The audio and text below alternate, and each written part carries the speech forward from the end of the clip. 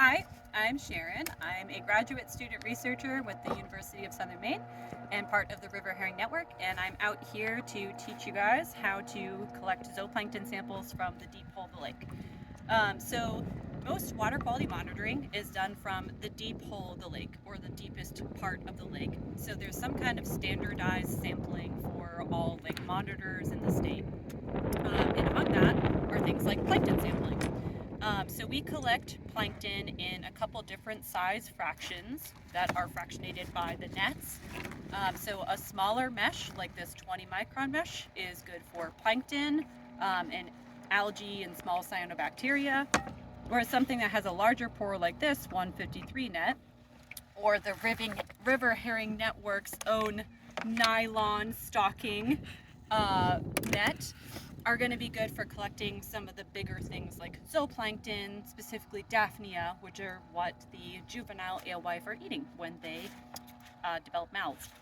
So these nets are pretty basic. They have a weight down at the bottom. We add our own weights because we work in a variety of winds and currents, so you can use mooring clips, you can use some bolts or some nuts and bolts and zip tie. They have a little nozzle that screws in and out, and you always have to have your chip clip. So this clip will be important when we pull up the water. Then it should be closed, and then we'll open it up to dispense the water from it. We also fasten our own either carabiner or clip to the end of a rope, and our rope is labeled ahead of time every meter. So we have meter increments, and that's important because we're going to lower our net, and then when we pull it back up, we have to pull about a half a meter per second is the rate that we pull it up. And we try to make that consistent just so we're not pulling up something really fast and then we are not getting as much zooplankton than we expected. So we just keep it standardized, keep it in the head, half a meter per second. So what we have over here is the stuff that we'll need for processing our plankton sample once we pull up the net. So we have various squeezy bottles, and this is used to clean off our net and also our sieves. So these just have DI water in them. You can use tap water, deionized water if you have access to it, or you can even just use lake water from the lake you're working in. But if you're doing multiple lakes, then just remember to completely empty out your lake water in the same water body and clean your squeezy bottles in between so you don't accidentally introduce things that don't belong in another water body. We also have sieves. So these sieves are just help us make sure that we're keeping the right size fraction in there. So we'll sieve our sample after it's done in the net. This is 53 micrometers. We'll use this for the bigger net, and this is the 20 that we'll use for capturing the smaller items. We also have various cups that we use to put our sample in. We use histological cups or urine sample cups, but really anything that won't degrade with ethanol in it is fine. And we have Alka-Seltzer. So we use Alka-Seltzer to essentially put the zooplankton to sleep before we add any kind of preservative. And this is not just a humane thing, but it's also to help preserve the samples themselves. So some organisms, their heads will actually like explode if you don't have the buffer in there, the Alka-Seltzer. And then you'll have your preservative of choice, either Lugols, ethanol. For our purposes, we have a mixture of a bunch of different things, such as ethanol, methanol, water, and PEG.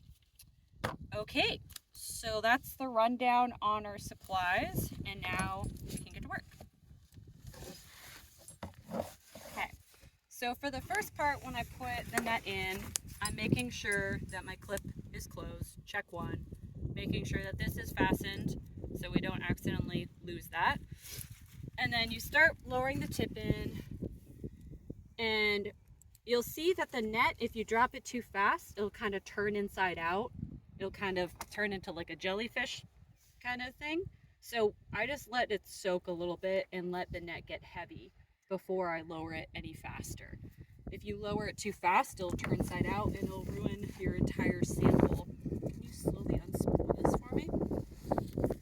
Okay, so I'm going to lower it down a little bit more just so we can get past the surface of the water that's getting disturbed by wind, so it can get a little bit heavier. And I'm waiting for the net to essentially turn just a straight vertical down before I lower it anymore. So I'm going to give it a little bit more slack and just let it get heavy and turn vertical. Okay, so it looks like it's getting pretty vertical, so I'll slowly start letting out the line. Hopefully it gets down past the wind a little bit more. Come on.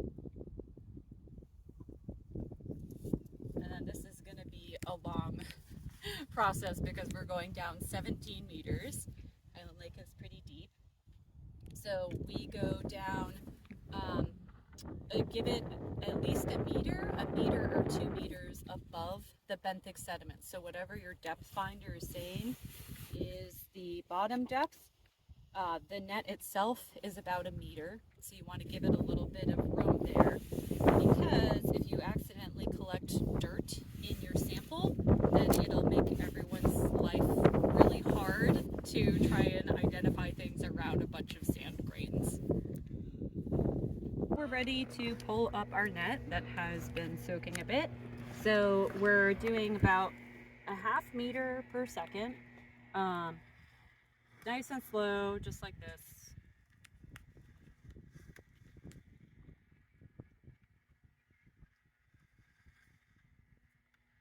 All right, and then once your net has surfaced, then you're just gonna hold it straight up in the air like this, and then with your second hand, grab the lower part of the net, let that hang,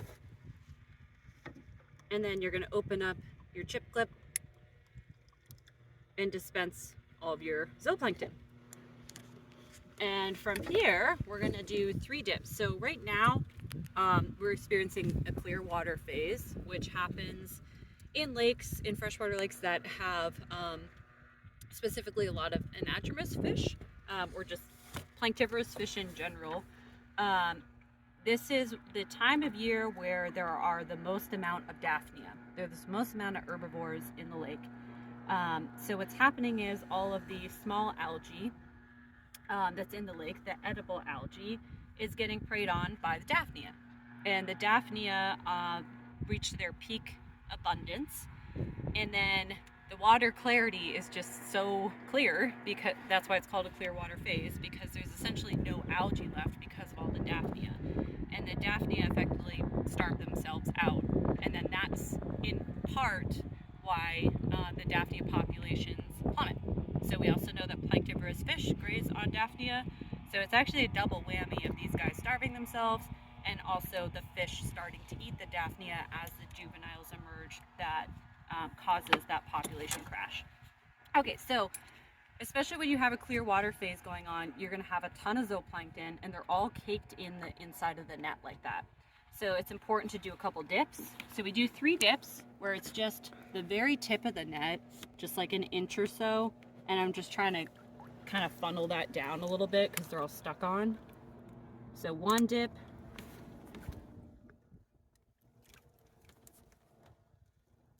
2 dip, and our 3rd and final dip. Okay, if they're really stuck on, then we also give it a squirt on the outside of the net if the dips didn't do it enough. And this, I'll use a squeezy that has the tip snipped off, so it's a wider stream, and I'll shoot the side of that to get that down. Okay, so now we have our cup full of lots of Daphnia and zooplankton. And here, get a shot from the top there. Look at the little swimmers. So all those guys that have kind of the round, clear body with the black line in it, those are Daphnia. And then the black lines that don't have a jelly ball around it are copepods. So all these guys are doing their feeding frenzy and they're eating all the plankton there. And this is the densest that you will see them. So now that we have our cup with our sample, in comes the Alka-Seltzer. So make sure to get just like the original Alka-Seltzer and not any with a funky flavor. Learned that my first year. I got orange Alka-Seltzer and it turned all the plankton bright orange. It smelled great, but not ideal for identification. So we'll start with a quarter of a tab. So when you open up your Alka-Seltzer, you have a full tab, and we're just going to use a little quarter for the first. If you have a lot of zooplankton, you might need to add a little bit more Alka-Seltzer. But keep in mind, when you put Alka-Seltzer in there, you don't want to add too much all at once, because that the Alka-Seltzer itself will leave a bunch of like crystalline structures that will kind of just make the microscopy part annoying. So you only want to use what you need. So just do a little bit at a time. So we know that the Alka-Seltzer is working when it's fizzing. If it isn't fizzing, it probably means you got your Alka-Seltzer wet, which will take away the fizz. So that's why we keep them in a nice watertight container. And after about a minute or so, you'll see the zooplankton floating to the surface and they're no longer zooming around. So once you see no zooplankton zooming around and most things are floating, then it's time to straighten them. I'm gonna add just a tiny bit more because there's still some guys zooming. And this was our large net, so we're gonna use the larger sieve. Looks like all of our guys are floating. So now we're going to sieve it. It's not much water, so you can sieve it on your boat or you can hand it over there. Just keep in mind that whatever you hold over there, you're risking never seeing it again. And we're gonna pour the sample right into the sieve. I'm gonna take my squeezy and just clean up the edges of this cup a little bit. Okay. That's all sieved out. If it's having a hard time getting things through the sieve, then you're going to use a couple fingers and you're going to cause some surface tension at the bottom of it and just kind of rub around to get all the water out. And you'll be left with something like this. So there's a lot of zooplankton, so I'm going to use my wide mouth one to start off, kind of just chasing everything down to the edge there. And then I'll kind of get the water out of that even more. So the least amount of water that is in your sample, the better that they're going to be preserved, unless of course you're taking these home to do live or fresh sample processing. And then I used my finer squirty, the one that has like kind of the jet blast on it, to further get them down there. And now I'm going to use the jet blast. You can also put your preservative in a squeezy for this final stage to ensure that you don't use a lot of water. But if you have a lot of practice on it, then you shouldn't need a lot of water to get it in there. Okay, so now my sieve is clean for the most part. And we are ready to put our preservative in there. So again, depending on your sampling method, you might use a different type of preservative, but for mine, I'm just adding a couple fingers of preservative in there. And now we have our sample that's good to go, and it can be brought back to the lab for identification and quantification, or it can also be run through a flow count.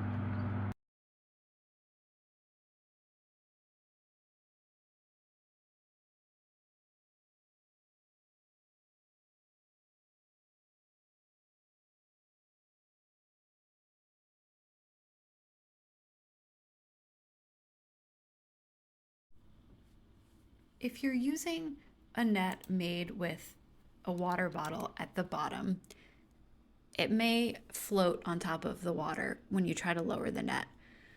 In order to help it sink, You may need to hold the bottle under the water at an angle to let it fill until it is almost full, and then let it go and slowly lower the net down into the water like you would with a normal zooplankton net.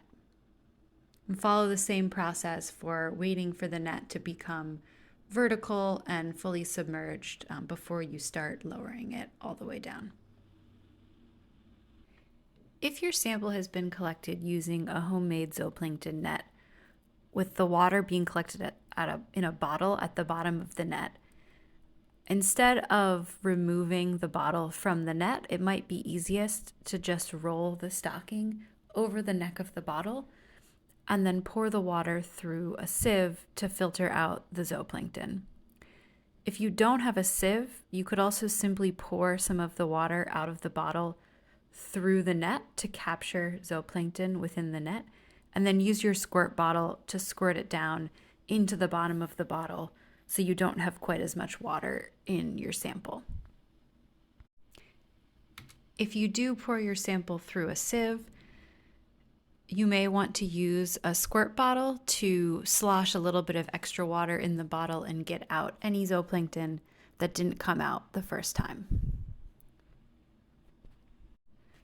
You then follow the protocol with the normal sampling net to transfer the zooplankton from the sieve into the sampling jar.